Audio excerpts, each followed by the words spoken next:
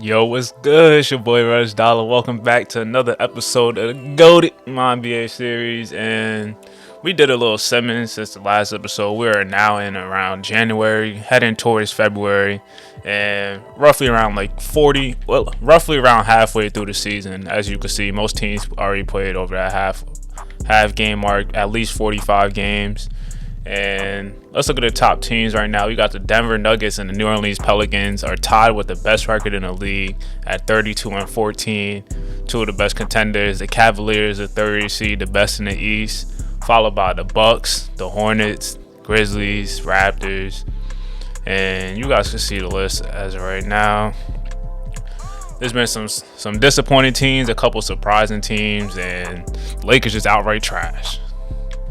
You hate to see it as a Lakers fan. I guess they have something to look forward to with Jimbo Jackson, see what he could do in the future.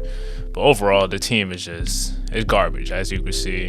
DeMar DeRozan is basically their best player, or rookie Jimbo Jackson, so tough for the Lakers. But I just wanted to go over the top offensive teams that we got in the league. The Pelicans had the best offense with a 117.5, which is pretty crazy, just given the Cavs and the Pelicans really have a big jump on the offense compared to the rest of the teams in the league.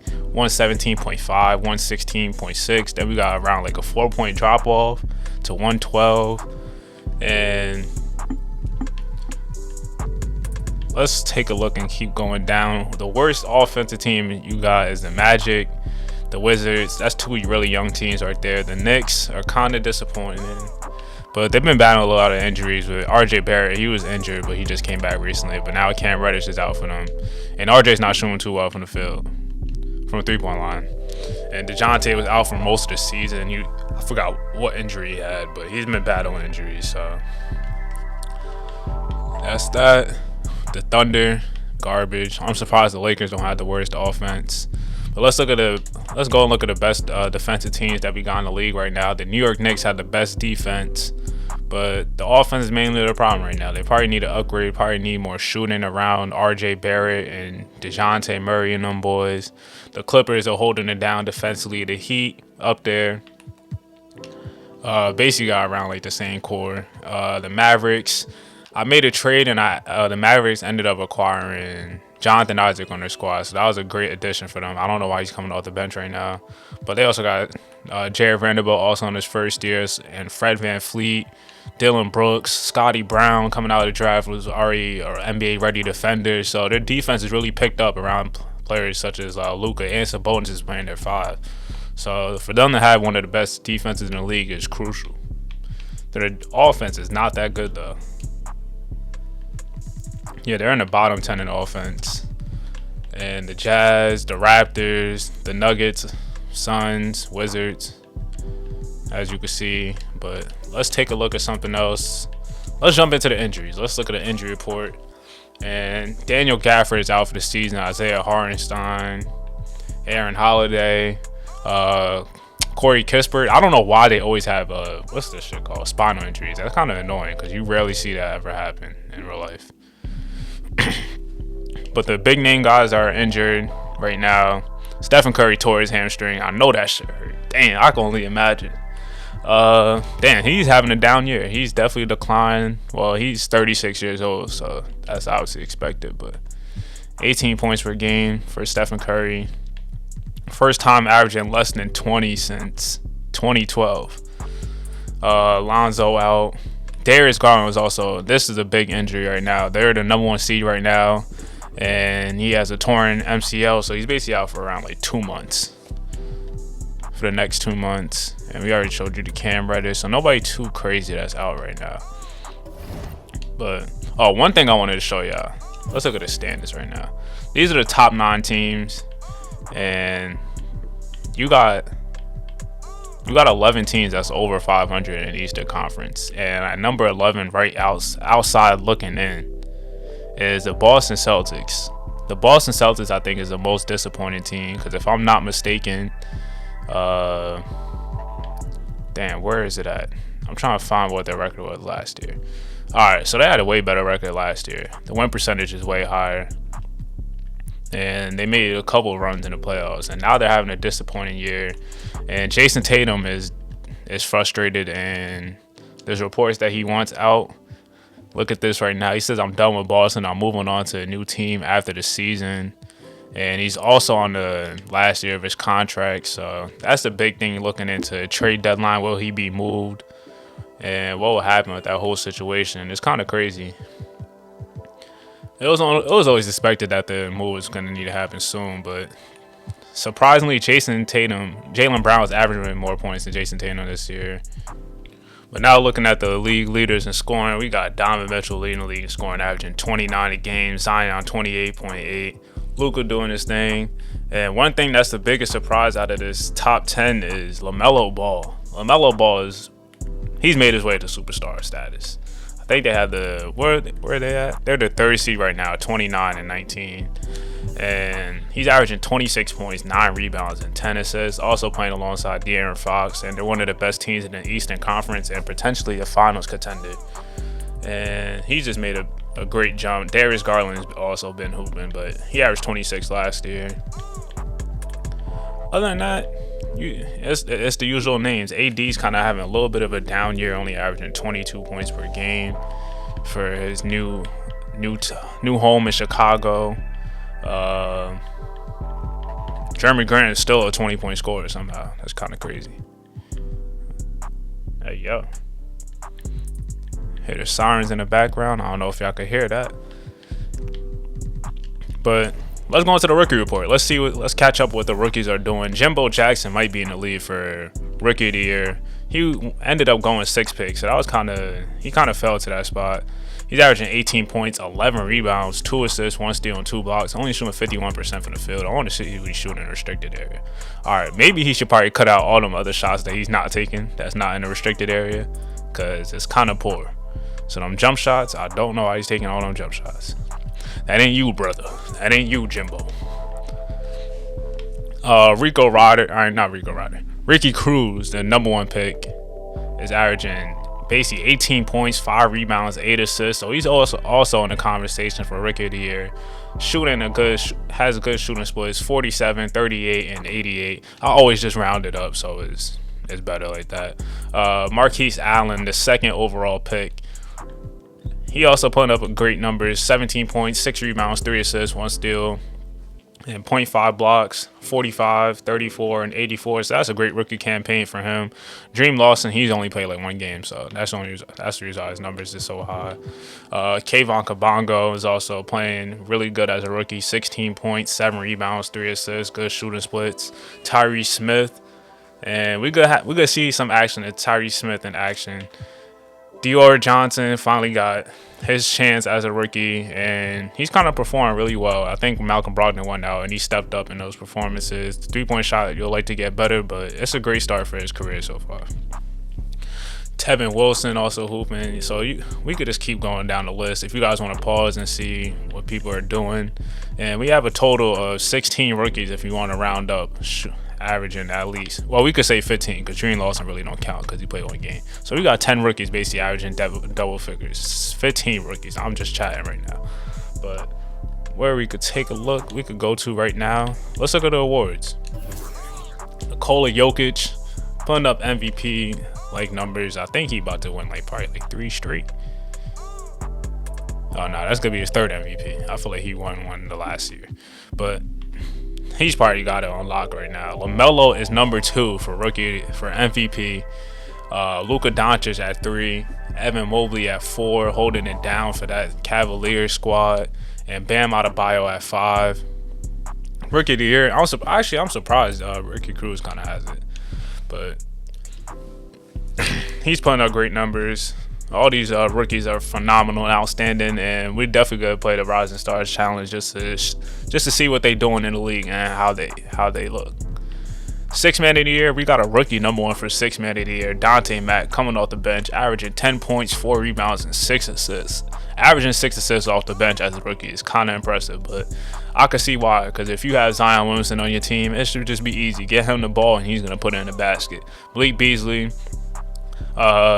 Number 2 for 6 man of the year on the Cavaliers team. Emmanuel quickly putting up 15 a game. Nurkic 7-7-3, and another rookie Dior Wright. So the rookie's getting love right now in the races.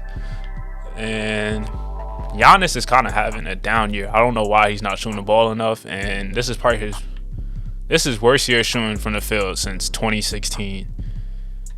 I don't know what's going on. Let's take a look at it. Brother. 64% restricted area for Giannis. He has to be better than that. And the close shots are just not falling from him. That's tough. Giannis has to be better, but this is a race for Defensive Player of the Year. Giannis is number 1. He always be number 1 in 2K. Most improved, Xavier Tillman. I don't know why he's number 1, but it's probably going to go to Johnny Davis. He's basically averaging 18 points per game. He upped his points, upped his rebounds, upped his assists, basically upped his whole level of play because he got 10 more minutes. And he's finally getting an opportunity. Per 36, he's putting up 21 a game. 3-point percentage got better from last year, even though it wasn't as good as his rookie year. But that's right around where he should probably be at, 35%. Jaden Hardy putting up 15 a game, and shooting splits is, 51, 46, and 86. So that's tough for Jaden Hardy. Mobley up there and Keontae George. But before we get into some gameplay, let's take a look at the mock draft. The Lakers are projected to get number 1 pick and Reggie Mack out of Duke is the number 1 in the mock draft. Then you got Austin Mack. Then you got Rich Mack. Then you got Mac. Then you got Mac. I'm just chatting. Alright, so you got all these Macs, and we could look at it. Damn, it's basically the consensus right now. Are these consensus top 5? Alright, Troy Mack isn't on every single one. Khalif Kingston isn't on every single one. So these are the best prospects that we got. We gotta keep looking at that as the season progresses. And I think it's time to get some gameplay. Let's take a look. We gotta play with the overachieving Hornets squad, going up against the Detroit Pistons. Welcome everyone to a great Sunday night with the NBA here on 2K Sports. And tonight, we've got the Charlotte Hornets playing against the Detroit Pistons. This is Kevin Harlan with Clark Kellogg and Greg Anthony. David Aldridge is on our sideline. And now a moment to check out the leaders in the All-Star voting. Balloting underway. And this is really a fun time of year. You're starting to see which players are going to be in the running to make the All-Star team. You take a look at Fox. He's there in the top 10 in the Eastern Conference voting. The fans have really gotten behind him. And that's the way it should be. Kevin, you could make a case that he should be a starter, but there's just so many great players in the East. Just being in the top 10 shows how much respect the fans have for him. And it seems like the anticipation just continues to build each year around this time of the season. Gonna be a fantastic weekend. Yes, sir. It's time to get into some NBA action. We got Cade Cunningham versus LaMelo Ball. The Pistons versus the Hornets. We are underway. And the rookie Tyrese Smith has the ball. He's been balling so far this season. Top 5 in Rookie of the Year. He gets downhill. Nobody stops him. And he goes with a nice little left-hand leg. Great start to the game. And now we got De'Aaron Fox going downhill, somewhere he's at his best. Nice little pump fake. And he finishes right over Cade Cunningham. 5-2. Now it's a 10-2 game. The Pistons have jumped off to a good lead. But you got a nice little pick-and-pop action to the rookie Royal Paris knocking down the 3. Now we got De'Aaron Fox swinging it to LaMelo. Attacks the closeout, and a floater got Clint Capella, Buddy Hield off his feet and get into the basket. And nice little Paulo Banchero drive right here, just finishing straight through contact. And they had to call a timeout and talk it over. But now in this play, Terry Rozier gets a steal. Fast break. LaMelo turns his back, but dons to KCP to finish with the layup. And the Pistons are just they're still in control of this game so far. And now we got Killian Hayes doing things that we don't see Killian Hayes doing in real life. Getting the 3-point shot to go. 15-point lead to start off the game early. Nice little swing action. LaMelo gets the defender jumping again, and he pulls up in the mid-range. Hopefully he can start to get going. It's been a struggle for the Hornets so far in this game. And Killian Hayes, again, attacking the basket. Nobody's stopping him. And the Hornets need to tighten up their defense if they want to win. But now we got De'Aaron Fox, swiper, getting straight to the basket with this electric, fast quickness. Finishing with the left-hand leg. And now Terry Rozier coming off a handoff. He calls for a screen. Royal Paris dancing with the ball a little bit. And a nice little spin move. Where are you going, Tyrese? A bucket for Terry Rozier. Hopefully he could get the team going and bring the spark off the bench. But now we got Paolo Banchero bringing it back out, just pulling up. The skill by Paolo Banchero, 6'10", 250, can score at all three levels. Is a special talent. And speaking about special, De'Aaron Fox's quickness and first step is special. Breaking down his man and just leaving him in the dust. I hate to guard De'Aaron Fox. I just hate guarding fast people in general if we keep them to the ball. A nice little handoff action again. KCP for the three, and he knocks it down, cuts it to a 12-point lead. And Mo Bamba says, no, fuck no. Nigga, get that shit out of here. Protecting the rim. Royal Paris getting a block shot himself. Killian Hayes trying to get to a bucket. He pulls up for three. It's no good. Paolo Banchero with the rebound, but Royal Paris, no, nigga. Sending that shot back. And a nice little fast break here. Miles Bridges gets an easy layup. It's a 6-point game right now. The Hornets are trying to make their way back into this game after being down for the most part the whole time. And LaMelo has the ISO on Mo Bamba, takes it to the basket and finishes. It's a 5-point game, and they're right back in it. But the Pistons go on a little run here. And now we got Terry Rozier with a nice little drive to the basket, a two-handed slam. I see you, Paulo. I see you in the poster, baby. Terry Rozier with a nice two-handed slam. And it's back to a 5-point game. De'Aaron Fox in the open court. That's deadly. Nice little crossover on Cade Cunningham. He hits it to Terry Rozier for three. It's a 2-point game. One possession game right now. And now it's tied. Terry Rozier for the lead. And they're finally back in the lead. The Hornets, after being down for basically all the game, a big block by Miles Turner right here. Not one, but two. And the Pistons just keep getting rebounds. That's really the story of the game. That's the main reason why the Pistons had the lead. They aren't shooting well from the field, but they just keep getting rebounds. And De'Aaron Fox showing off his elite quickness yet again. Cade Cunningham can't stay in front of him. And De'Aaron Fox gets the dunk. Easy. Tie game. Cade Cunningham with the step back. It doesn't go, but what do you know? Another putback dunk, Clint Capella. And De'Aaron Fox drawing the attention. Miles Turner for the lead. A big three by Miles Turner. Look at him celebrating. It's a 3-point game, and they are up. And LaMelo just blows past Paolo Banchero. It's a 5-point game right now. And the Hornets kind of had the momentum. But now they feed it into the post and Paolo Banchero. And work. Ties the game up. Terry Rozier tries to drive. Cade Cunningham stepping in and taking the charge. A big play, a big winning play by Cade Cunningham. And it's a tie game right here. LaMelo takes Saddiq Bey off the dribble, gets to the basket, and finishes. There is no help because they have 5 shooters all around. And now to tie up the game, they give it to Buddy Hield. Buddy Hield defended by Terry Rozier. He crosses over Terry Rozier and pulls up for a wide open mid-range jet. And now for the chance to win it right here. We got LaMelo Ball. Step back. Great shot. And he doesn't go. We are going to overtime. Now we in overtime right now. Saddiq Bey, pump faking, misses a shot. And Clint Capella still doing Clint Capella things. I think he finishes the game with 20 rebounds, something like that. And a great steal by Swiper. And it's a wide open fast break. And he gets the dunk. It's a 3-point game. The Hornets lead. Great anticipation and steal by De'Aaron Fox using his quick hands. Now we got LaMelo trying to make something happen. Behind the back, jumper, and it doesn't fall. It's still a 1-point game. Tyree Smith has the ball. He's pushing it in transition. Nice little crossover. And he throws the lob to Clint Capella, and he finishes for the lead. What a ballsy play by the rookie to throw that lob around 3 defenders. And Terry Rozier for the tie to send it to another OT, and it doesn't go. The Pistons escaped with the victory. Clint Capella hooped. Tyree Smith showed up. Cade Cunningham had a decent game, but the player of the game was Tyree Smith, surprisingly. I probably would have gave it to Clint Capella all them damn rebounds that he had. And this might be the Hornets' downfall. They don't really have any rebounders on the squad. Miles Turner is their center, and we know he doesn't like to rebound. And they have Miles Bridges. That's probably going to be something that they're going to need to address at the deadline. But now I'm going to let y'all take a look at the stats. And speak about the trade deadline, that's going to be the next episode. It's your boy, Reg Dollar. I'm going to let y'all look at the stats. And we are going to be back soon. And I'm going to show y'all the moves that we make. As always, leave a like button. Hit the subscribe button. Let me know who y'all want to see in the comments me play next. And take care. I'm out of here.